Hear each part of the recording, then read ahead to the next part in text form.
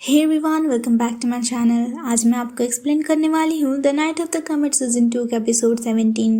इससे पहले अगर आपने एपिसोड 16 नहीं देखा है तो पहले आप वो देख लें। तो चलिए बिना किसी देरी किए एक्सप्लेनेशन स्टार्ट करते हैं। एपिसोड की शुरुआत में लिन सोफे पे सो रहा होता है। उसे रात की बातें कुछ याद नहीं होती है कि बाइशाओशिन को किस करने के बाद हुआ क्या था। लिन ये सोच सोच कर परेशान होने लगता है कि कहीं बाइशाओशिन ने उसे रात को रिजेक्ट तो नहीं कर दिया। तभी वहाँ हीफेंग आ जाता है और लिन को बताता है कि 18 साल पहले सनविंग आइलैंड के आइलैंडर्स ने एक रिप्रेजेंटेटिव को इलेक्ट किया था जिसका नाम था बाइजेंग, लेकिन कंस्ट्रक्शन ओपनिंग के कुछ देर पहले ही एक फायर एक्सीडेंट में वो मारा गया। लिन को शक होने लगता है कि ओपनिंग के जस्ट पहले ही फायर एक्सीडेंट होना, इसमें कुछ तो घोटाला है। इसलिए लिन हीफेंग को आगे की इन्वेस्टिगेशन के लिए बोलता है। स्टूडियो में जब बाइशाओशिन का मेकअप हो रहा होता है तभी वहाँ लिन आ जाता है और उसे देखकर बाइशाओशिन वॉशरूम का बहाना मारकर वहाँ से भाग जाती है।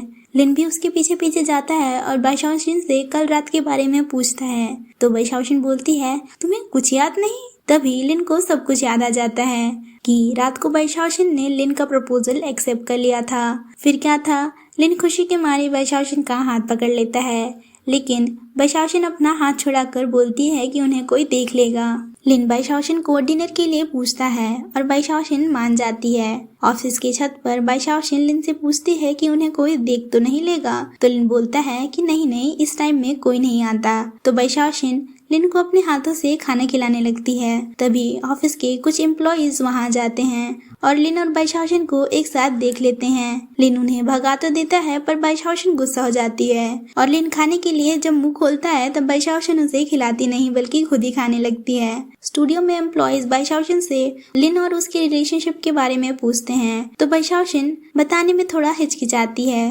तभी शाबाओ ऐप में बाइशाओशिन और लिन के रिलेशनशिप के बारे में न्यूज आ जाता है। लिन बाइशाओशिन के लिए मिल्क टी लाता है।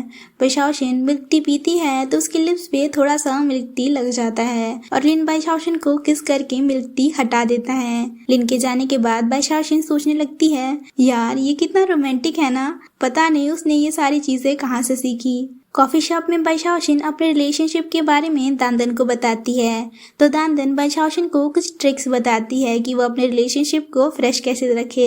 लिन बाइशाओशिन को वीडियो कॉल करता है और बताता है कि आज वो ओवर टाइम वर्क करेगा। बाइशाओशिन और लिन बात कर ही रहे होते हैं तभी लिन को कॉल में बाइशाओशिन के पीछे स्कार वाला आदमी दिख जाता है और उसी टाइम ही बाइशाओशिन का कॉल भी कट जाता है। अगर आपको हमारी वीडियो अभी तक अच्छी लग रही है तो हमारे चैनल को लाइक और सब्सक्राइब करें और ऐसे ही नए नए वीडियोस के लिए हमारे इंस्टाग्राम पेज जस्ट अंशिका को भी फॉलो करें। तो चलिए कहानी पे वापस आते हैं। कॉल कट होने की वजह से लिन बहुत ही ज्यादा वरीड हो जाता है और बाइशाओशिन को फिर से कॉल करता है, लेकिन इस बार बाइशाओशिन का फोन स्विच ऑफ होता है। तो लिन बाइशाओशिन को मैसेज करता है और तुरंत ऑफिस से निकल जाता है बाइशाओशिन को ढूंढने के लिए। जब लिन कॉफी शॉप पहुंचता है तो उसे बाइशाओशिन सही सलामत मिलती है। बाइशाओशिन बताती है कि वेटर ने उसके फोन पे कॉफी गिरा दी थी, इसीलिए फोन स्विच ऑफ हो गया था। लिन बाइशाओशिन को उसके घर ले जाता है। कार में लिन सोचता है उसने इस कार वाले आदमी को देखा, इसका मतलब जब वो और बाइशाओशिन ब्लू केव में एंटर कर रहे थे उसी टाइम शायद उसके पीछे पीछे वो कार वाला आदमी भी एंटर हो गया होगा। लिन को डर लगने लगता है कि शायद अब बाइशाओशिन को हर जगह ही खतरा है।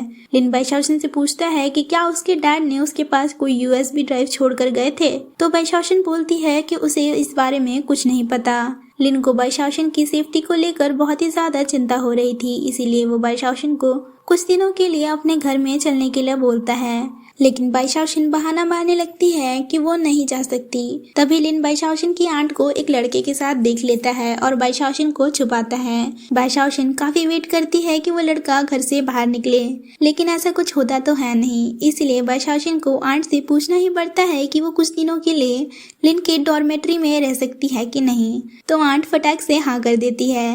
लिन बाइशाओशिन को लेकर अपने घर चला जाता है। बाइशाओशिन लिन से बोलती है कि ये तो तुम्हारा घर है ना, तुमने तो कहा था कि तुम डॉर्मेट्री में ले जा रहे हो। लिन बोलता है कि हाँ, आज से ये डॉर्मेट्री है, आज से हम दोनों यहाँ साथ रहेंगे और एक दूसरे के प्राइवेट प्लेस में नहीं जाएंगे। बाइशाओशिन मान जाती है। अगले दिन लिन बाइशाओशिन के लिए बहुत सारा खाना लाया होता है।